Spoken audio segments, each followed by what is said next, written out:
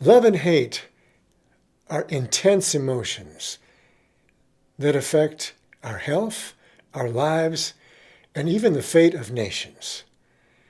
But what happens when we choose love or give in to the power of hate? Let's explore how these two powerful emotions shape our lives, our health, our societies, and the countries we live in. Let's start with what happens inside us. When you experience love, your brain releases oxytocin, dopamine, and serotonin, chemicals all linked to happiness, trust, and bonding. These hormones reduce stress, lower blood pressure, and boost your immune system. Hate produces a much different reaction. When you are filled with hatred, your brain releases adrenaline and cortisol, two hormones that increase stress in your body. Your heart rate spikes, your immune system is lowered, and prolonged hatred, whether it's in the form of resentment, prejudice, or just pure hatred, can lead to heart disease and depression. I grew up in an environment that was extremely conservative and very tightly controlled. That didn't work very well for me. So as I developed, I rebelled, especially internally. And I grew to the place where as a young man, I hated all authority figures. It took me a long time to figure out that the hatred I had for authority figures was hurting me a lot more than it was hurting any of the authority figures I hated, most of whom didn't even know that I existed. So I went to work on it, to overcome the hatred. And eventually I was successful. And a big part of the reason that I was successful in overcoming the hatred was because I began exploring love.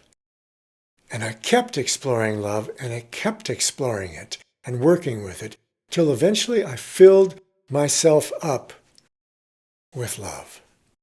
And I can tell you from firsthand experience, it feels a whole lot better to be filled with love than it does to be filled with hate. Here are a couple examples of hate that I experienced in my life that demonstrate the energy that hate projects. I was living in Santa Rosa, California, and working out at the local YMCA. So I would walk to the YMCA to work out because it was only about 3/4 of a mile, and it was a nice way to get warmed up to work out. One day, as I was approaching the entrance to the YMCA and was still a distance away from it, there was a man standing on the sidewalk between me and the entrance who was screaming and yelling and swearing at someone into his cell phone. Instinctively, I started making a half circle around him to go to the entrance, the front entrance to the YMCA. When I was about halfway around, I thought, what am I doing? Why aren't I just walking straight to the front entrance? And I realized that I wanted to be as far away from that man as I could. Not because I was afraid of him. I was a tall guy, strong, in good shape. He didn't scare me. The reason I wanted to be so far away from him was because his energy was so ugly, so toxic, and so repulsive. I wanted to be as far away from him as I could get. This is how hatred repels people. But it's not only men. Women, too, can fall into the vile energy of hatred. I have a YouTube channel, and so I have a tendency once in a while to explore YouTube to see what are other people doing out there. And one day I came across a short video of a woman. She looked to be maybe in her 20s, fairly attractive woman. She claimed to be a Christian. And she was screaming and yelling and vomiting hatred out of her mouth to another whole group of people in the country, in the United States. And the first thing I thought was, I immediately want to shut you off, and I very quickly did. Because who wants that kind of energy in their home? And that's where I was watching it, in my home. And the second thing I thought was, how in the world can you claim to be a Christian?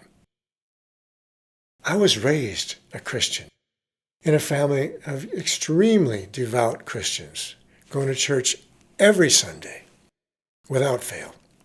So I'm very familiar with the teachings of Christianity.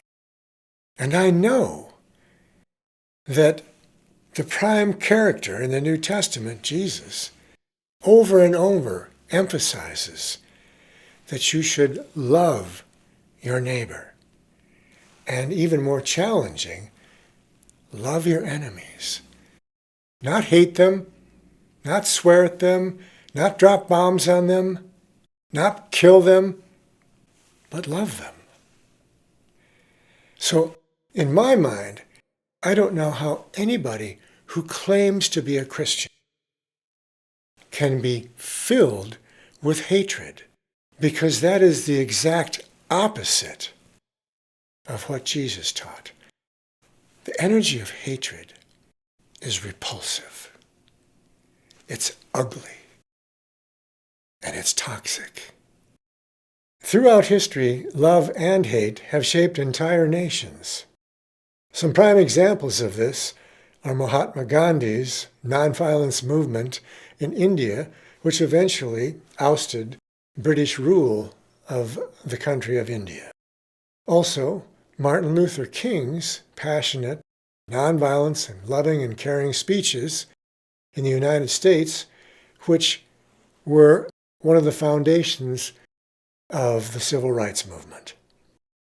In addition, Nelson Mandela, when he became president of South Africa and the apartheid regime was removed, instituted a policy of forgiveness and reconciliation. These are all examples of movements that promoted love, compassion, and forgiveness, as well as justice, without revenge.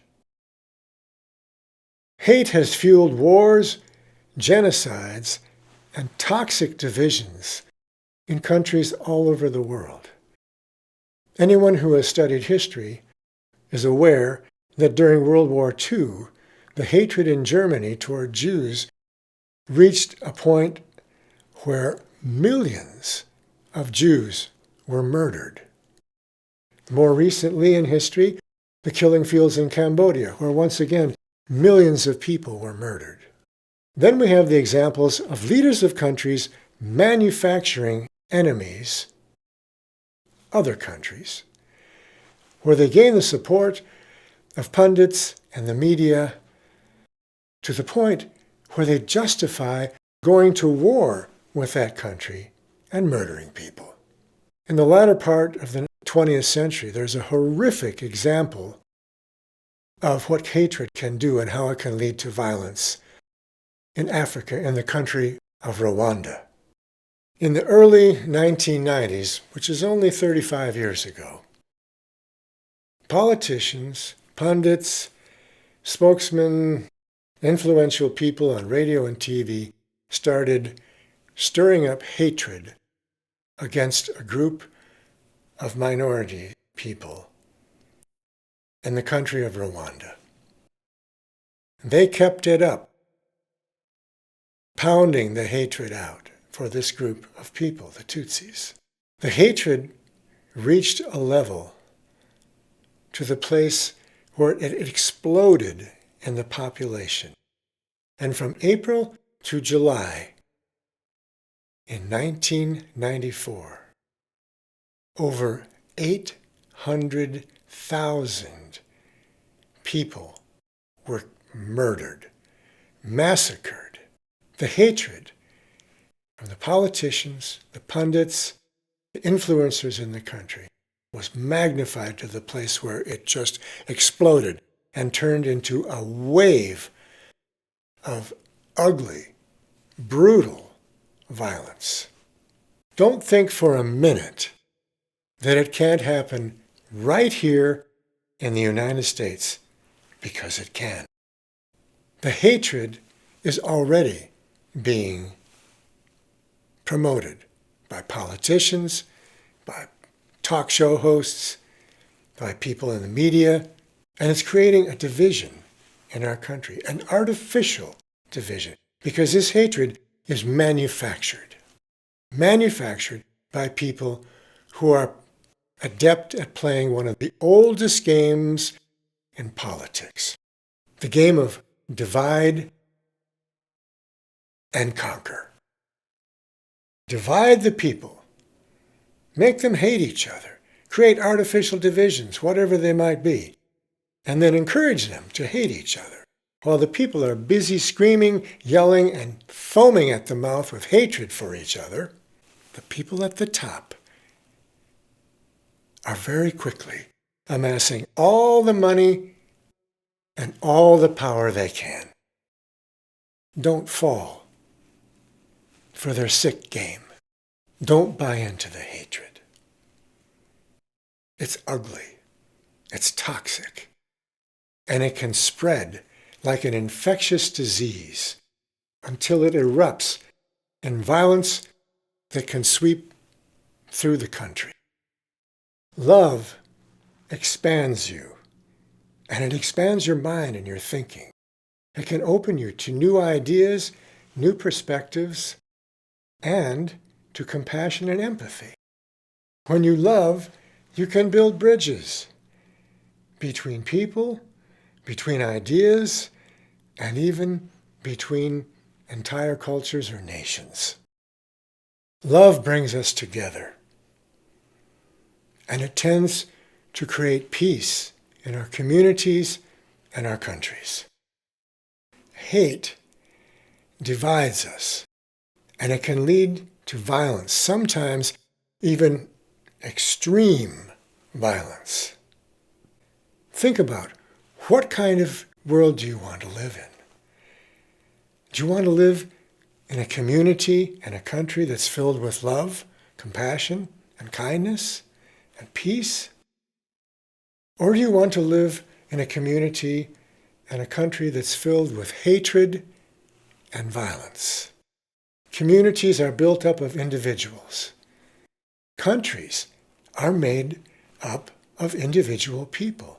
If the people of that country choose love, they're choosing to embrace each other, to come together, and to live basically in a world of peace. But if the people of a country choose hatred, they can easily be choosing a country or a community that's full of violence and toxic relationships. The choice is always yours, and it's always mine. I've chosen. I've made my choice. And I'm choosing love. I hope that you will too. Guided by destiny, tempted by fate, to choose a life full of love, full of fear or of hate. I am learning, learning, learning, learning.